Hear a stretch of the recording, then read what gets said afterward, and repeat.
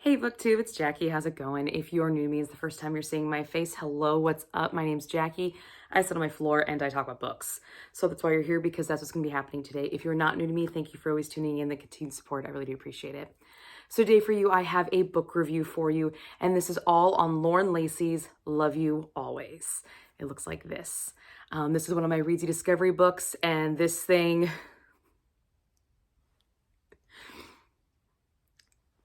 Get your tissues ready, because this one, I'm just gonna cry. So just grab yourself a drink, have yourself a seat, maybe have some tissues to the side, because I got some shit to say.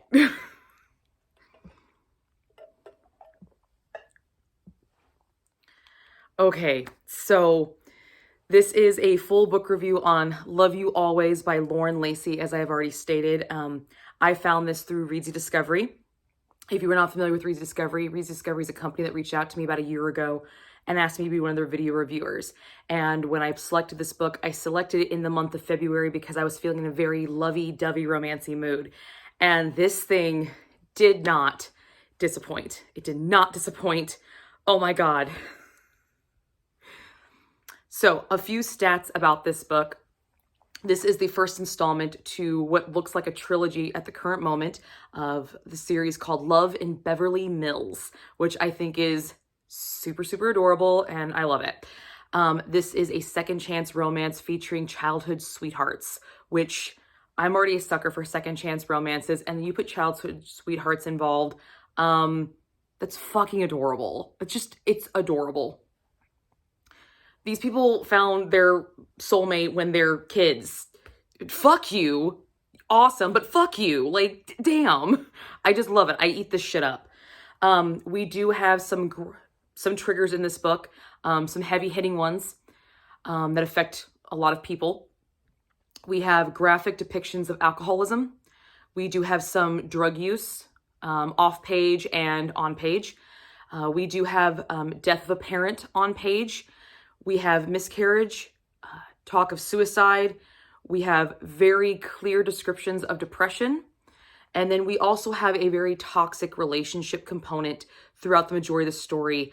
Some triggers within that toxic relationship is we do have a hero complex, and we do have some gaslighting. So there's a lot of heavy hitting triggers in this book. Don't let this cover deceive you. This one, it packs a punch. It might look fluffy and soft. This thing is not soft. It's not, but it is beautiful. It is a very dark, beautiful, and it was stunning. Why did I choose this book? Like I said, I picked this in February for, kind of a lovey-dovey romance, and wow. That's why I picked it. But that's not why I love it. It is definitely not why I love this book. When I read the synopsis of this book, I thought it was very, very intriguing. Just the synopsis that she used to kind of hook people with this book. And I will read it, that I was given. But this synopsis just spoke to me on a level that I haven't seen in a lot of romance books lately. Not because it doesn't exist, it's just I haven't been grabbing those. And it called to me. It called to me in a way that I felt like I could relate to. I felt just from the synopsis that I could relate to this book. So that's one of the main reasons I picked it up, is because I was looking for a romance that maybe I could personally relate to. And I found it. So the summary of this book, I'm going to read you exactly what I was provided. I have not edited this in any way, shape, or form. This is exactly the summary I was provided for this book that kind of latched me onto this and hooked me. How can you move on from someone when they still hold the key to your heart? How can you love the life you live without the love of your life in it? This is Parker and Jackson's dilemma in Love in Beverly Mills, Love You Always. Love you always doesn't mean to love you forever. It means to love in spite. This is the type of love Parker Whalen and Jackson Sands have for one another. Their lives have been intertwined since childhood, and despite numerous heartbreaks and struggles, their bond still remains. After years of separation, Jackson and Parker return home to Beverly Mills to try to give the relationship one last shot. Will they decide to move forward together or apart? This second chance romance between childhood sweethearts isn't always pretty or lighthearted, but it does showcase love's ability to sustain us through loss, tragedy, and trauma. Parker and Jackson are a true testament of this. Their love story will make you happy, angry, laugh, and cry, but in the end, you will simply hope that they can finally have the life they always wanted, the life they always deserved. I love that. I love that. That is perfect. That is the perfect way to describe this book. This book is a journey from the day that these two meet through everything they went through, and when they re-meet again to everything they go through after that. This is a love story. It's not just a moment in time that we get a glimpse of. It is a start and finish during a lifetime. A lifetime. And most of the lifetime is when it's the most turbulent for majority of people because you're growing up and everything's nuts. This was stunning, and I am so fucking excited to talk about what I believed worked in this book, because there was so much that worked in this book. So fucking much. So let's just get right into it. First off, the world building. Okay, world building. This world is like Ozzie and Harriet soap opera. It is so clean cut. It is so well manicured. It is the Stepford Wife village. Everyone is perfect. Jackson is a walk-on freshman starting quarterback. He has his childhood sweetheart. They have their perfect group of friends who are all matched up perfectly based off their own ideals and quirks and lifestyles.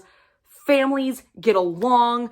Everybody is happy-go-lucky. It is perfect. It is that black and white TV land fucking fantasy. But underneath it all, it is turbulent. It is drama-filled. There are cracks. It is a mosaic. When you ever look at a mosaic, you look at it from far away, it's a beautiful, stunning picture. It's glorious, but as you get closer, you start to see the cracks that make up this beautiful image. That is what this story is. That's what this world is. This world that she built is so pristine and perfect on the outside, but it is so dark and pain-ridden on the inside. And goddamn, was it glorious. So fucking glorious. There's so many layers to every single one of our characters that we build throughout this story and within this world that we have Lacey has created. So many fucking layers.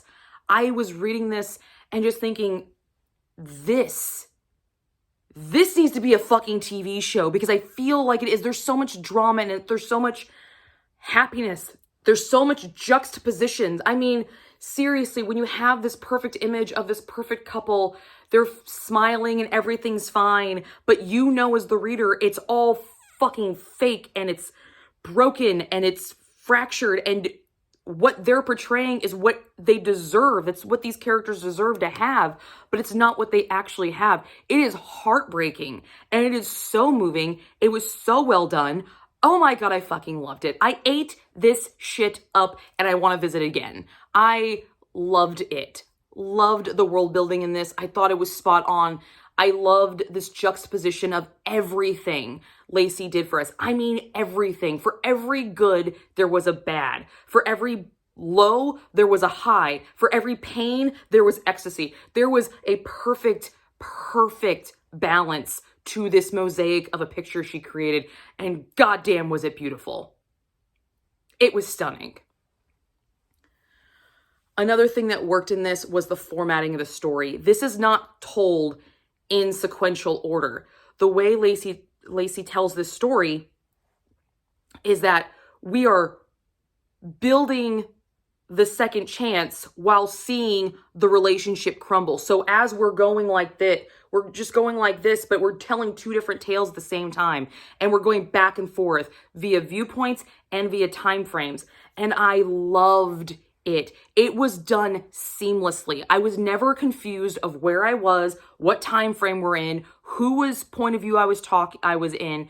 There was no confusion whatsoever. It was done seamlessly and it was done well, and it worked for this story, because as you're hoping for this second chance, you don't understand why this second chance really needs to be happening. So you're just kind of like, okay, I have no feeling for this. But as you see the breakdown of this relationship, the first go around and the second go around and the third and all the other fucking times they went around, you start seeing why this second chance, and you start hoping for these second chance moments. You start just sitting on the edge of your seat praying that this second chance party, this moment at this party is going to go well, because the party last time didn't. And it's just was done so exquisitely. I fucking loved it. It lent to the beauty of this story. I don't feel like if she would have told this story straightforward, childhood all the way to the end, it would have had that same punch and that same feel. But being told a moment when they were in high school, when they started out, compared to where they're starting out a second time, the pain in both of their faces and the anguish and this is our last chance, to compare to this is the first chance. This is hope. This is happy. The whole world's at our feet. It is so fucking humbling and mind-bendingly awesome. I freaking ate this shit up. I loved it. I loved it. I love when authors will play with timelines. I think it's a great skill set to have, and Lacey rocked it out of the fucking park, okay? She rocked it. It was fantastic. I loved our hero and heroine, Jackson and Parker. I loved them. I loved how flawed they were. So in the world, you're getting this perfect vision of who they are. But as we start to peel back those layers and we see how flawed they are both equally flawed in different ways that are so counterproductive to each other. But yet at the same time, when they're together and they work, it is poetry in fucking motion. It is fantastic. Jackson suffers so much trauma in this, loss of a parent, depression, constant anxiety that he's not enough. And then you have our heroine of Parker, who has this hero complex, who just wants to take care of him and save him and protect him. And he has made her his everything. And for some reason, he still doesn't think that he's enough. And it's just this back and forth, this toxic, angst-ridden, teenage, hormone-driven relationship in the beginning. And at the end, when we start to see the second chance, we see the growth on both sides. We see the hero complex back away and say, you know, you did this on your own. You keep giving me credit for all of the strengths and strides that you did, but you did it by yourself. I wasn't around you. The idea of me got it through, but not actually me. And then you see Jackson, who actually finally realizes, like, look what I did. Look where I came from. Look how far I've come. It was so amazing. It was done so freaking well. Within these flaws, this is where we get to see a lot of our triggers, our alcoholism, our drug abuse, and they are displayed very, very well and very, very graphically. So these moments are very triggering. The death of a parent, very triggering scene, but it's done so well. It's handled with such grace that you can make it through. You might have all of the fucking feels, because don't get me wrong, this book had me crying at page fucking 5. I was starting to cry, okay, people? 5. I was starting to cry. I lost my shit. And I just kept losing my shit over and over and over. But for every single heartbreak, I got some kind of alleviation and some glimmer and nugget of hope later on to balance it out. And it was stunning. But these scenes, these trigger scenes, these dark-hitting scenes, they are descriptive, they are graphic, they are on point, and they are very, very powerful. So if you are triggered by any of the things I mentioned earlier, please tread lightly, but understand that Lacey's got you covered, and she will guide you through this. She did an amazing job handling and talking about these triggers. Every single one of these triggers, I believe only elevates this story, the strength of it. It doesn't just give you an ick factor or a gross factor. It elevates it. And I think that's stunning when you can use people's darkness to show beauty in them. It's so well displayed, fucking talented, brilliant. Loved it. All the descriptive words, all of them. Another thing that worked in this was the circle of friends. Holy shit. I thought the inner circle was amazing. These friends are the friends that you fucking want. No, they might not go to a battle for you, but they will tell you like it is.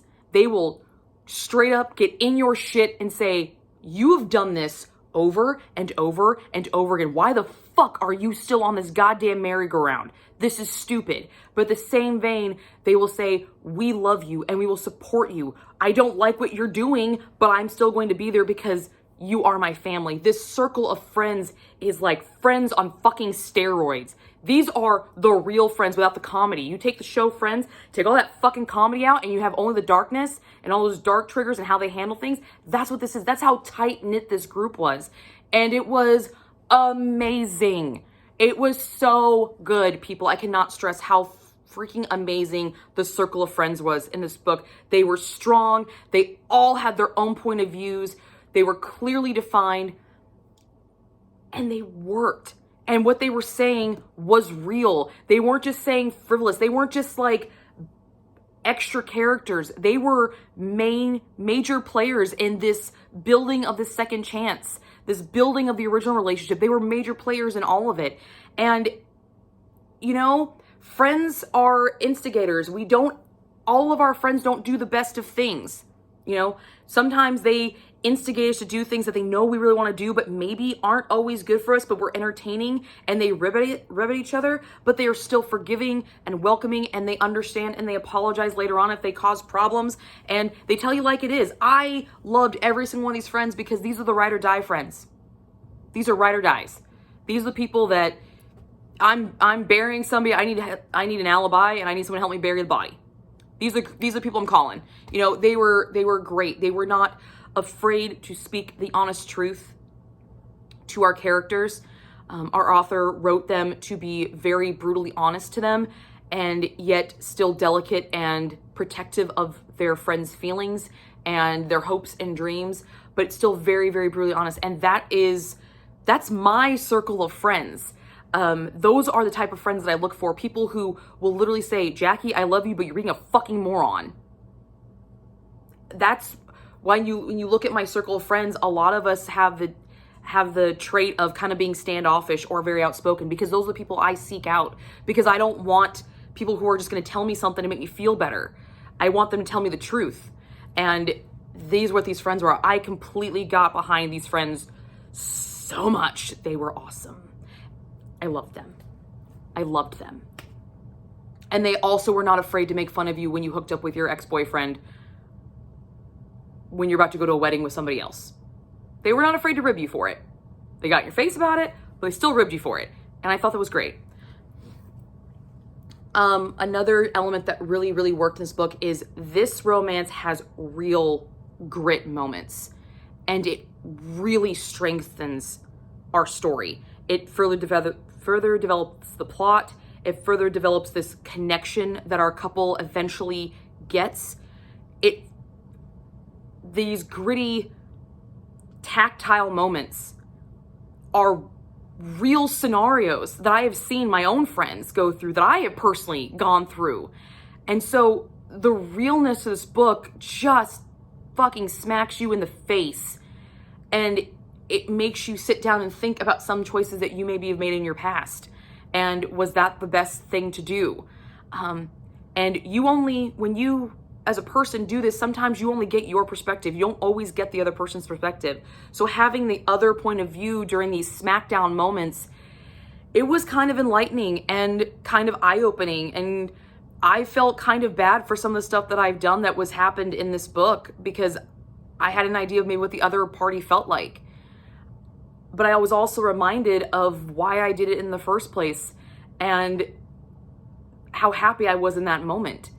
and how that's all I cared about in that moment was just feeling that again, just one more time. I loved the realness to the story because it made this story so relatable for me. I could relate to Parker in so many ways. It wasn't funny. I felt like at many times I was reading my own story. Oh, partially my own story. And it was super intense and super scary and super fucking dope at the same time. All the fucking emotions in this book. I loved those real grit moments, and we get them when they in the first go around the relationship, we get them the second go around the relationship. I just adored that. I adored it. I don't always read to escape. Sometimes I read to relate, to have someone out there know what I feel like. And this is one of those relatable love stories for me. And it was so well done. It was so well done. I loved the growth of the characters. I loved how they grew, and we get a clear idea of the timeline that's happening within the time jumps, and we see the progression. We see the relationship build the first go around, and we see it fall. At the same time, we're seeing the new relationship build and then possibly fall with all the step backs. You see the wave of how people grow. People physically grow like this, but emotionally we grow like this. We have ups and downs, and there's times in our life where we revert back to something that we did when we were teenagers, because that's what the other party is bringing out in us. And I loved the fact that all of our characters had this roller coaster of growth, but at the same time, it still was so clear and so trajectory to the final end game. I could clearly see where the author was going with it, that I understood the wave, and I didn't have an issue with it. I appreciated the wave, because that's how people are in situations that appear in this book. You don't always nail it the first time. You don't always nail it the second time. And you sure as shit don't always nail it the third time. Sometimes it takes a couple of go-arounds and a couple of years to finally figure out what the fuck you're supposed to be doing with this person. You know, it takes that growth and those back and forths and those tug and pulls. It was so well done. So well done. I cannot speak of how well done this book was. I don't even know I don't even know the phrase I just said. This book is perfect. It's stunning. It's perfect. And what didn't work, I literally sat here when I wrote my outline. I had to sit here and think for a grand total of 25 minutes to find something wrong with this book. And normally I don't do that, but there is one thing in this book that bothered me, but it's not minute, but it is overlooked. It is overlooked, and I kind of wish it hadn't have been. So we have a character of Allie. Allie gets pregnant by one of our characters in the story. And the way she gets pregnant is not a consensual form. But it's not her who is the victim. She was the assailant. And I kind of wish there would have been some retribution for that. Now, granted, we do have some karmic retribution for it, which I did appreciate, even though it was pain for some of our characters that created the karma, because those were some dark times that our characters were going through. I would have liked to see some kind of justice done for that, because I just felt like she got off too easy for what she did. And I kind of would have liked at least some kind of repercussions for that action other than what happened to her. But other than that, I couldn't find anything else wrong with this book. I couldn't. I could not. And maybe it's because I didn't want to, because I loved everything about this book. I love the story. I love the characters. I love the way it was told. I love the world. I love the friends. I love the ups and downs. I loved this book. And I also really, really, really like those sex scenes. Yeah, this, I was not expecting this to be a super spicy book, but I gave it 3.5 chili peppers because we have some unique scenarios in this. We have the I don't want to spoil this, but there's two scenes that I gotta fucking talk about them because they're just, I fucking loved it. They were so great, and if they are what ratcheted the spice rating up for me. We have a instructional sex scene, and I thought it was brilliant that the author put this in, because when we read romance books, the romance always tends to be perfect on like the first go around. That's very standard. It's almost rare to find books where they have to teach each other how to please each other. And we have an instructional scene in this where our heroine is saying, look, I never told you what actually makes me happy, so I need you to do this. And the counterpart character listens and responds and does it and takes instruction. He's not offended by it. He's not pissed off about it. He's just like, finally, you're telling me the truth. Yes, thank you. I will do whatever you want. You know, I want to make you happy all the time. And I'm like, that shit's real. That shit's real. People have those conversations. And maybe more people should have more of those conversations. You know, sex is a major part of a relationship. And if you're not being satisfied with it, then you need to talk to your partner. And I love the fact that she put that in the fucking book. I loved it. I love, that's one of those real moments that I can get behind. It's not a gritty one, but it's kind of an uncomfortable one.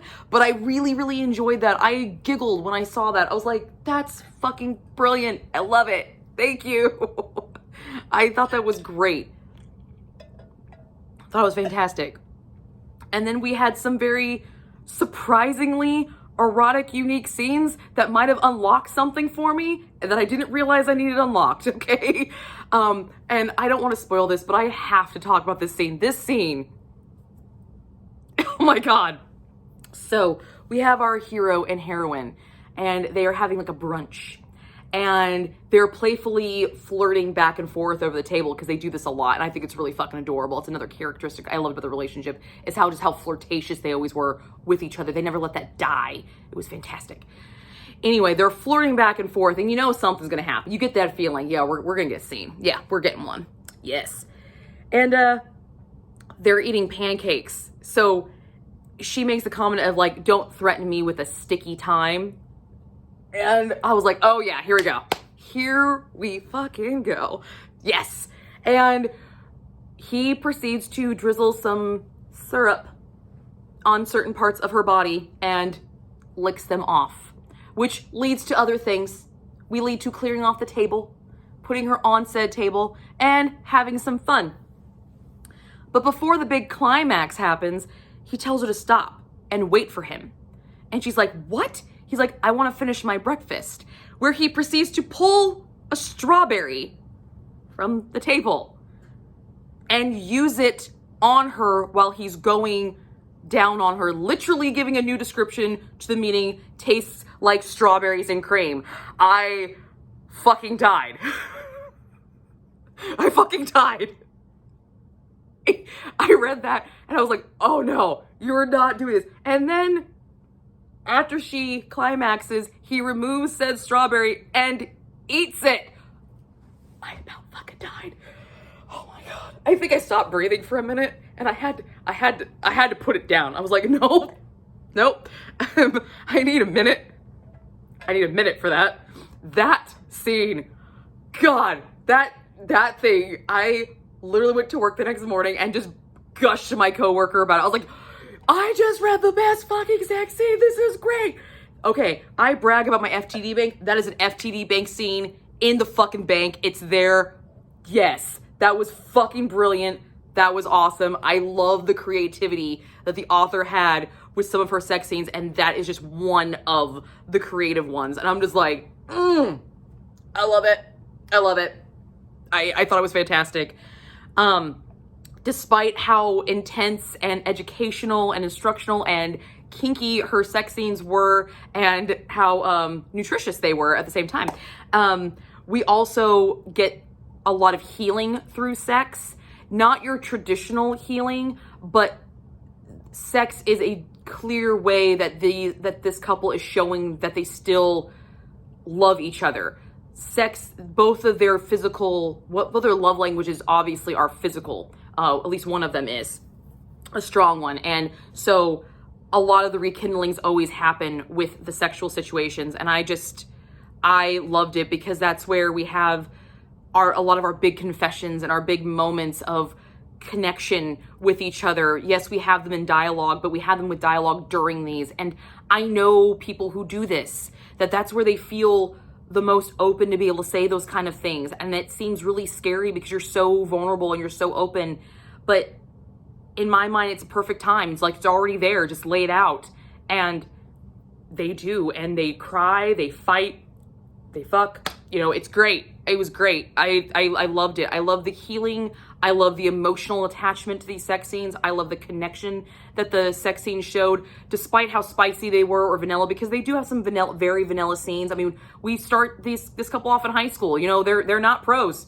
They're not. All right. Little awkward. But then they start to really know each other and develop into their bodies and really start to explore each other, and you get to see that beautiful exploration, but at the same time you also see the deepening of their connection and the deepening of their bonds and the deepening of their traumas attaching to each other in those scenes. You see it all. I thought it was fucking great. It was fantastic. My final thoughts.